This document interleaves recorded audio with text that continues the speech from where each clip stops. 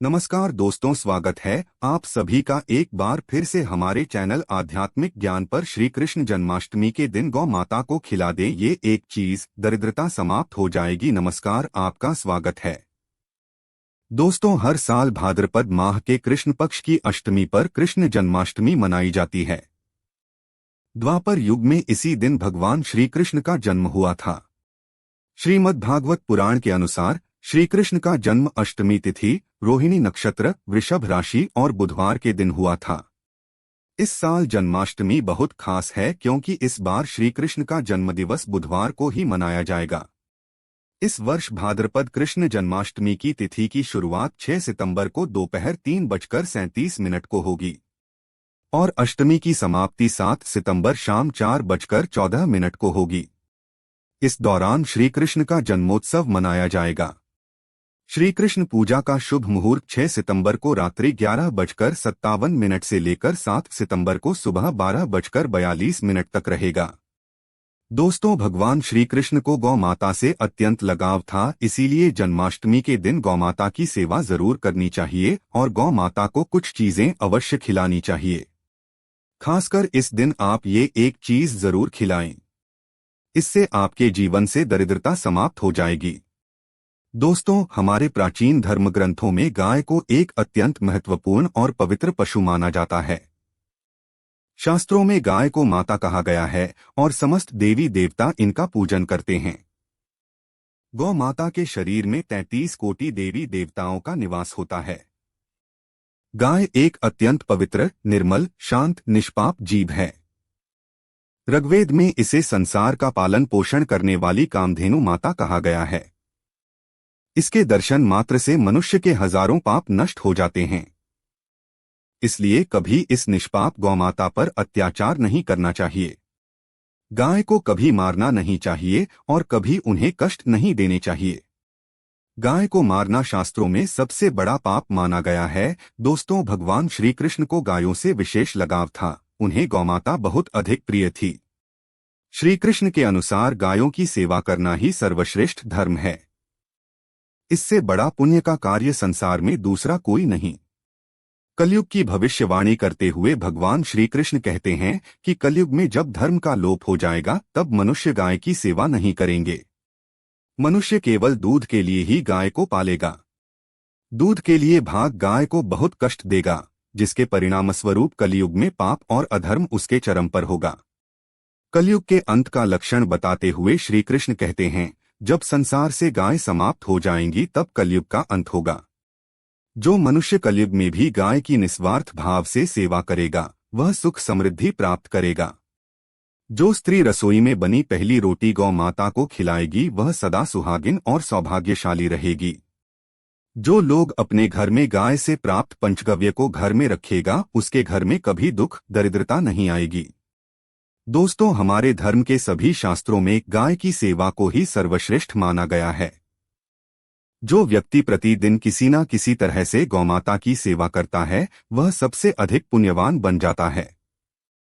गांव में तो मनुष्य को गाय की सेवा करने का अवसर प्राप्त होता है, लेकिन शहरों में गाय के दर्शन आसानी से नहीं हो पाते हैं। इसीलिए मनुष्य को गौशाला में जाकर गाय की सेवा करनी चाहिए अथवा गौशाला के लिए दान धर्म करने चाहिए। इसके अलावा आप अपने घर में ही गौ माता की मूर्ति रखकर उनकी पूजा जरूर करें, इससे भी माता कामधेनु का आशीर्वाद प्राप्त होता है। शास्त्रों में गौ माता को मां लक्ष्मी का रूप माना गया है, इसीलिए उनकी पूजा करने से दरिद्रता दूर होती है। प्राचीन काल से ही गौमाता की सेवा और संरक्षण करने की परंपरा चली आ रही है। कई ऋषि मुनि अपनी कुटिया में गायों का पालन करते थे तथा राजा महाराज गायों का दान करते थे। गायों के दान को सबसे बड़ा दान कहा गया है। गाय का दान करने से सभी जन्मों के पाप नष्ट हो जाते हैं और मनुष्य को मोक्ष की प्राप्ति होती है।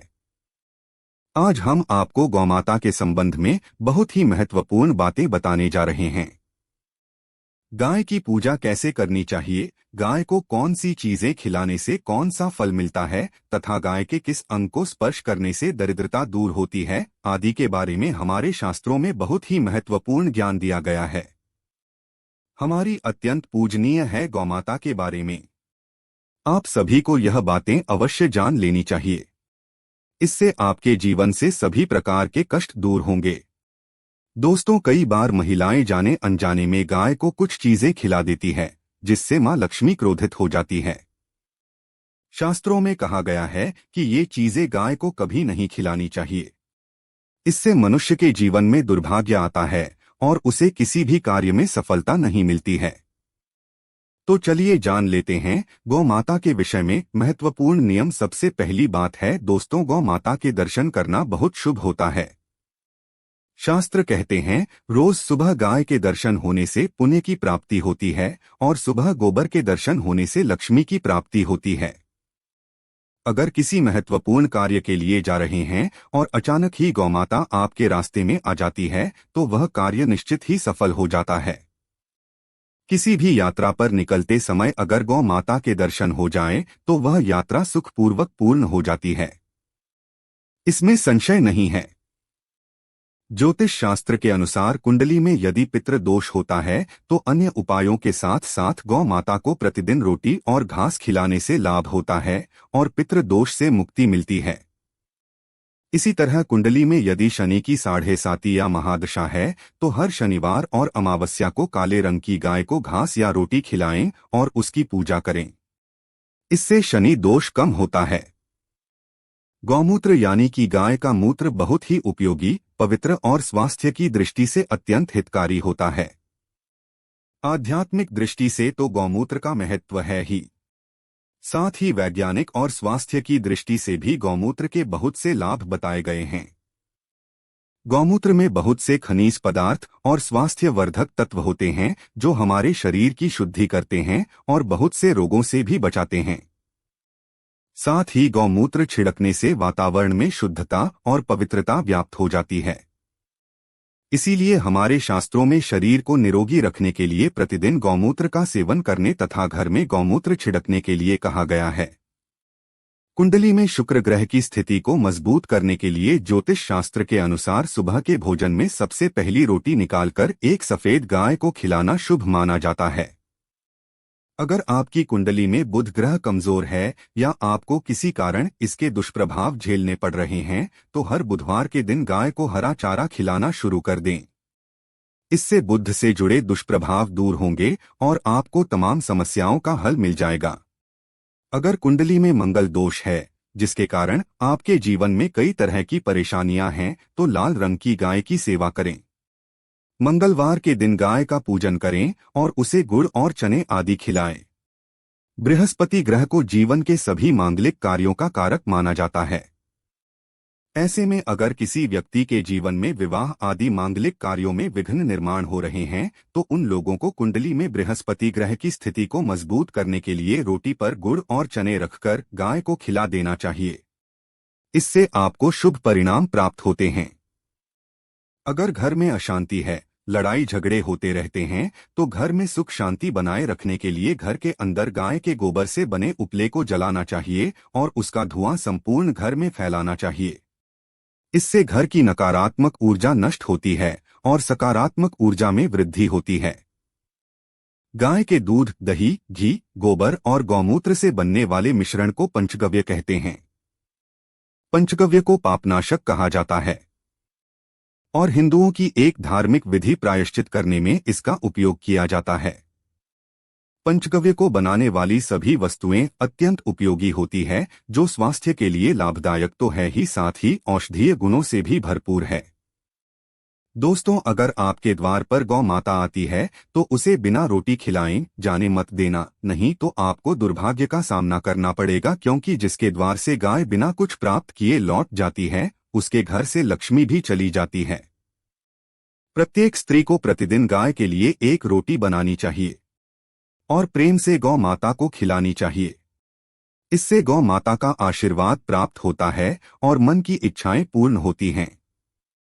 कुछ लोग गौ माता को बासी भोजन अथवा जूठन खिला देते हैं। इसे शास्त्रों में पाप माना गया है। आप किसी अन्य पशुओं को खिला सकते हैं लेकिन गाय को कभी झूठ नहीं खिलाना चाहिए। भूख लगने के कारण गौमाता उस अन्न को ग्रहण तो कर लेती है लेकिन इसका पाप उस व्यक्ति को लगता है जो गौमाता को ऐसा बासी भोजन खिलाता है। गाय एक शाकाहारी और पवित्र पशु है। इसीलिए गाय के भोजन में कभी मांस, अंडे आदि चीजें नहीं डालनी चाहिए। ऐसा करने से महापाप लगता है। यदि आपकी कुंडली में चंद्र दोष है और जिसके कारण लगातार परेशानी उठानी पड़ रही है, तो आप ये एक उपाय जरूर करें। आप रोटी पर सफेद मक्खन, नमक और घी लगाकर गौमाता को खिला दें। यदि शनि दोष है तो आटे में थोड़े काले तिल मिलाकर रोटी बनाकर गौमाता को खिला दें। इससे शनि दोष समाप्त होता है। मंगल दोष को दूर करने के लिए रोटी पर हल्दी लगाकर गाय को खिलाना चाहिए। अगर घर में धन की समस्या है तो गुरुवार के दिन गाय को केले का फल खिलाना चाहिए। इससे दरिद्रता दूर होती है। दोस्तों, गौ माता के पीठ पर एक उभरा हुआ कुबड़ होता है।